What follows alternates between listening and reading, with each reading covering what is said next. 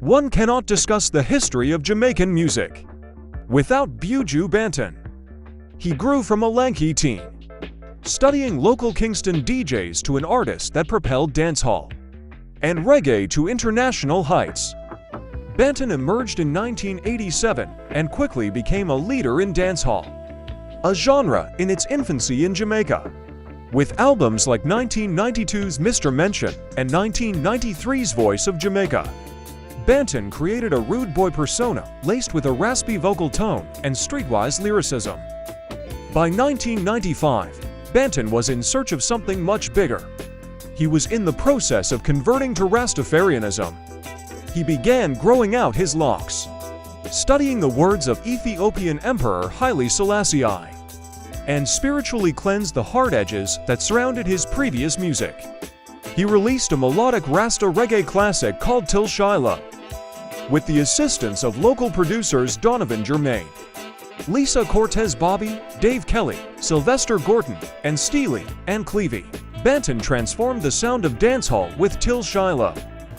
Yes, Lisa Cortez, she came to Jamaica. She saw Buju Banton at Reggae Some Splash. And we entered into many conversations. You know? We started working on the record. She would come to Jamaica like every 3 weeks just to hear what I'm doing, how far I progressed. Yeah? We didn't anticipate some of the pushback. As the genre entered the 90s, technology began to replace live recording. Till Shiloh was a bridge. It combined digital programming with roots reggae-inspired instrumentation, like acoustic guitars and Nyabingi drums specifically used by the Rastafari community. That calls back to the motherland that Banton was longing for. Till Shiloh proved that dancehall was an adaptable sound that could live in harmony with reggae. The album was a moment of maturity for Banton, whose road to consciousness found him with a newfound sense of ancestral pride. During this time, Banton learned about his maroon lineage that traces all the way back to 18th century runaway slaves. On Till Shiloh, Banton combined social commentary while simultaneously blurring the lines between dancehall's party-driven slackness and the political upheaval that anchored reggae music.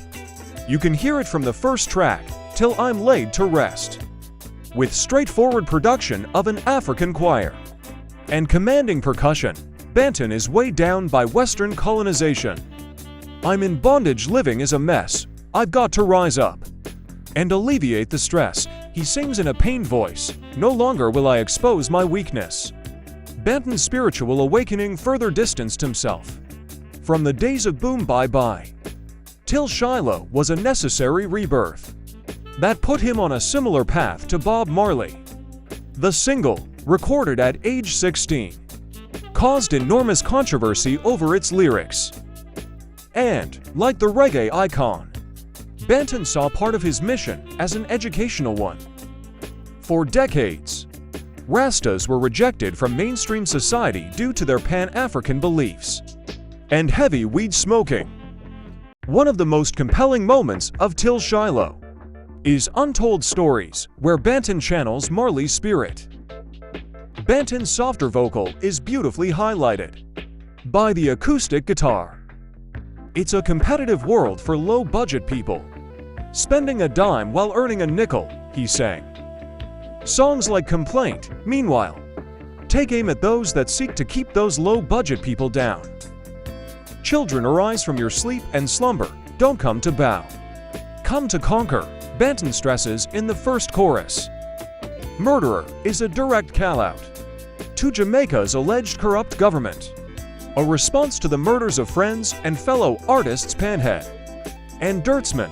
The song captures Banton's anger with the gunmen who got away scot-free and the system's mishandling of the island's gun violence. Steely and Clevie produced It's All Over. Buju Banton's Till Shiloh was a fearless record that laid a foundation for dancehall artists. Following its release, Capleton, Sizzla, Anthony B, Beanie Man, and more soon folded Rastafari beliefs into their own music. Today, a new generation of dancehall artists like Coffee, Chronix, Chronic Law, Lino Banton, and Pertoj are doing the same. Till Shiloh remains a manifesto for those looking to explore Rastafari faith and become closer to their ancestry. The album is named after a Jamaican saying that means forever, which is exactly how long Banton is hoping its impact will last. I want to thank the IIAA for acknowledging Till Shiloh. I want to thank Lisa Cortez for standing with me from Donovan, Germany, Bruce Cannon Island. I want to thank Marva Allen.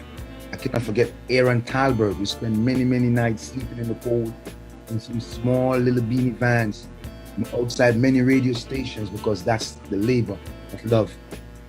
I want to thank Juanita Stephens, my publicist from those days, way back 1995-96. She did a tremendous job. Glenn Brownie, who played on Untold Stories. So much people to thank, you know. Sylvester Gordon, who